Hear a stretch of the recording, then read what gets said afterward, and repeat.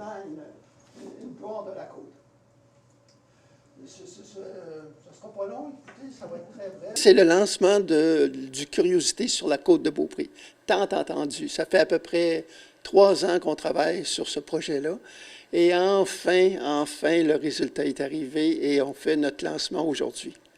Et est-ce que c'est un choix particulier de venir ici à l'Auberge Becker? L'Auberge Becker est déjà une curiosité et le propriétaire de l'Auberge Becker en est une également. Et nous allons souligner cet événement-là à travers nos 100 curiosités qu'on a identifiées sur la côte de Beaupré, ma collègue Francis Kessé et moi. Donc, c'est ça. Est-ce que pour Mme Kessé, c'était une première collaboration avec elle ou elle a fait d'autres curiosités avec vous? J'ai déjà travaillé avec Francis pour d'autres volumes et mais c'est la première curiosité à laquelle on s'attaque ensemble. Et Francis a travaillé sur le terrain pendant des semaines et des semaines, et je dirais même des années, à parcourir le terrain, documenter les sujets. Puis finalement, on est arrivé à ce produit-là que vous allez voir bientôt.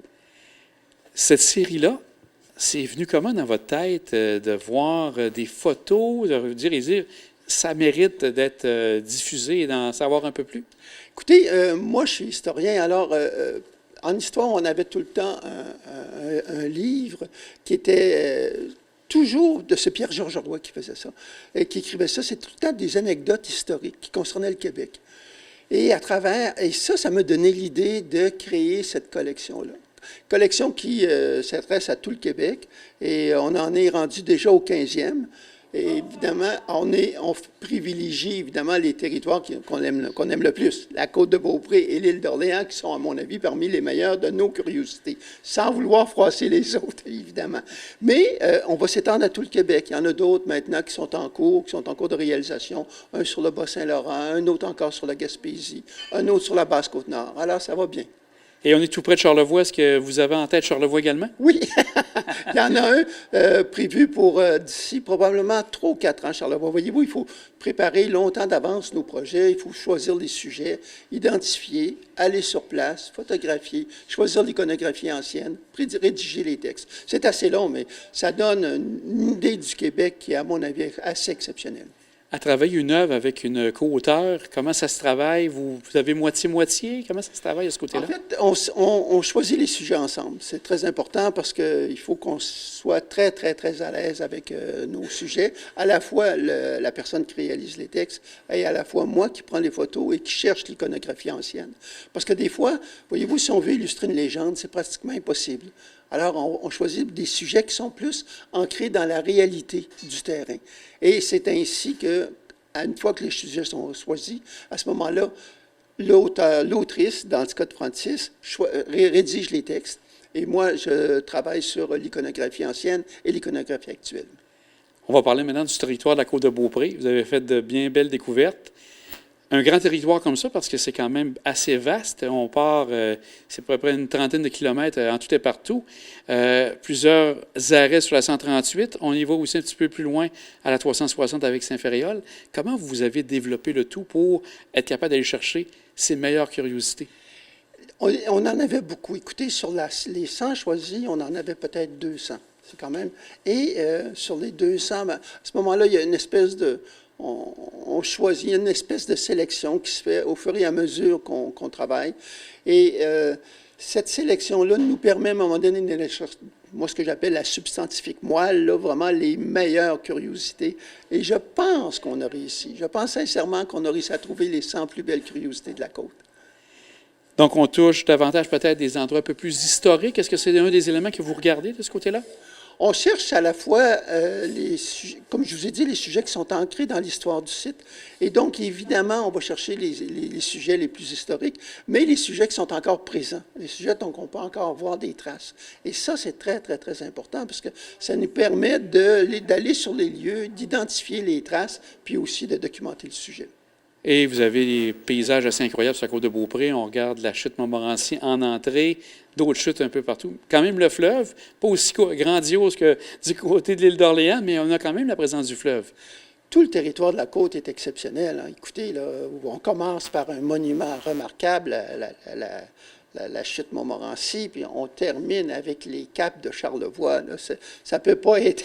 C'est assez remarquable. Et en plus, on arrive au Cap Tourmente et on s'ouvre devant le plus grand estuaire au monde. C'est un territoire exceptionnel, vraiment exceptionnel, dans tous les sens du mot. Et maintenant, les gens qui souhaitent se procurer le livre, est-ce qu'ils vont sur votre site? Comment ça fonctionne? Les gens, dans toutes les bonnes librairies du Québec, on va retrouver le livre et il est assez facile. On peut aller aussi sur le site des éditions GID pour se le procurer par courrier. Quel sera le coût du volume? Écoutez, là, vous me posez une bonne question. Parce que le volume s'en vient, mais je pense que c'est aux alentours de 30 $. Et là, aujourd'hui, on a un prix spécial pour le lancement à 25 $. On prend le temps de parler avec vous aussi parce que vous êtes très prolifique. Vous êtes en train de préparer une autre série avec le Canal Savoir. Ça va être une série documentaire. Ça va parler de quoi? En fait, j'ai été chanceux. Il y a un réalisateur qui m'a approché et on veut faire un web documentaire sur mon travail, le travail que je fais là, en photographie aérienne depuis les 50 dernières années.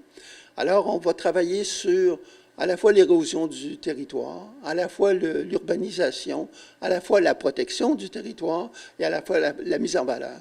C'est encore là, comme je vous dis, j'ai été extrêmement chanceux puisque le Canal Savoir a accepté d'emblée tout le projet et ça va être une web documentaire, on appelle ça un web documentaire de 30 minutes chacun, divisé en 4 émissions sur mon travail.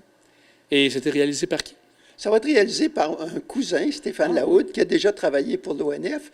Et on a une équipe d'à peu près 7 à 8 personnes. Et on commence, normalement, on commence notre plan là, fin juin. Et cette passion pour la photographie aérienne est venue à quel moment dans votre vie? Cette passion-là est venue lorsque j'ai commencé à travailler au ministère de la Culture en 1976. J'ai eu un immense projet de faire l'inventaire du patrimoine québécois. Et on se demandait comment faire cet inventaire-là. Et à un moment donné, à force de faire travailler nos manèges, on s'est dit, tiens, si on prenait l'avion. Et c'est comme ça que j'ai couvert tout le Québec en l'espace de 5 ans à faire l'inventaire du patrimoine québécois. Tout ce matériel-là est aux Archives nationales et on peut le documenter. On peut le consulter. Mais moi, après ça, en 81, j'avais eu la piqûre de faire de l'avion. Alors là, je me suis dit, j'ai continué par moi-même. Je me suis donné comme devoir de mémoire de parcourir tout le Québec. Et c'est ce que je fais depuis 1981. Je couvre tout le Québec et j'en constate ses dégradations. C'est des fois son amélioration. Dans certains cas, il y a vraiment des améliorations sur le territoire, mais aussi l'érosion du territoire. Des choses qu'on ne voyait pas auparavant, ça, l'érosion du territoire, qui sont de plus en plus perceptibles. En parlant de photos aériennes, durant l'été, autant, je pense, à l'espace Félix-Leclerc qu'à la Maison Mauvier de Genève, vous allez avoir aussi, on a la possibilité de voir de vos œuvres. Bien oui. En 1975, il y a un architecte extraordinaire qui a fait des dessins aériens des 6 cœurs de village de l'île d'Orléans. Je me suis basé sur ces 6 dessins-là et je me suis positionné exactement au même endroit. Et donc, on a une comparaison entre ce qu'est le cœur de village de Saint-Jean en 1975 et ma photographie aérienne en 2022.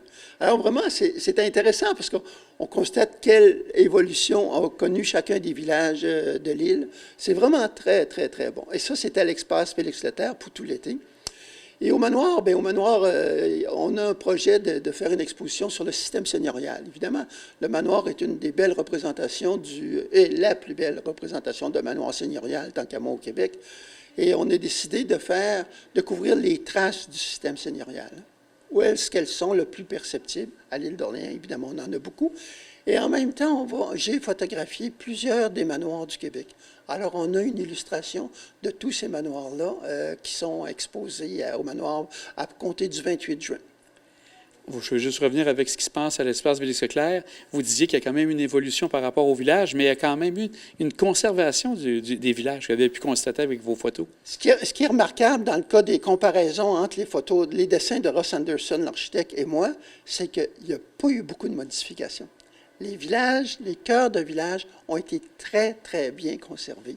On voit de temps en temps des petits changements au niveau d'une nouvelle construction, ou encore dans le cas de Saint-François, la perte de l'église, mais à peine. C'est vraiment, les modifications sont très, très, très menu.